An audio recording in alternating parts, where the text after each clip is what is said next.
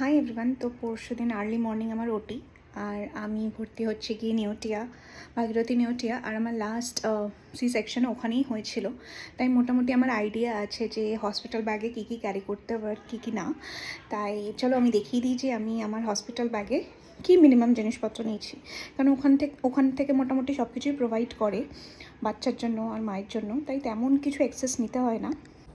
তো আমি নিয়ে নিয়েছি একটা হোম কামিং আউটফিট, যেটা আমি পরবো, কিছু ইনারওয়্যার্স আর একখানা স্টোল নিয়েছি, কারণ স্টোলটা লাগে। আর বডি লোশন, এটা হচ্ছে গিয়ে হ্যান্ড স্যানিটাইজার, যদিও ওরা স্যানিটাইজার দেবে, তবু এটা আমার কেনা হয়ে গেছিলো। আর যেহেতু আমি শেয়ারিং রুমে থাকবো, তাই পি সেফ মাস্ট। এখানে আমি কিছু আমার সাজগোজের জিনিসপত্র নিয়েছি, টুথপেস্ট, র্যান্ডম জিনিসপত্র, এটা হচ্ছে গিয়ে ফেস ওয়াশ, কারণ এগুলো লাগবে। আর ওরাও টয়লেট্রিজ প্রোভাইড করে, কিন্তু সেটা চার্জেবল, তাই আমি আমারটা নিজে নিয়ে যাচ্ছি।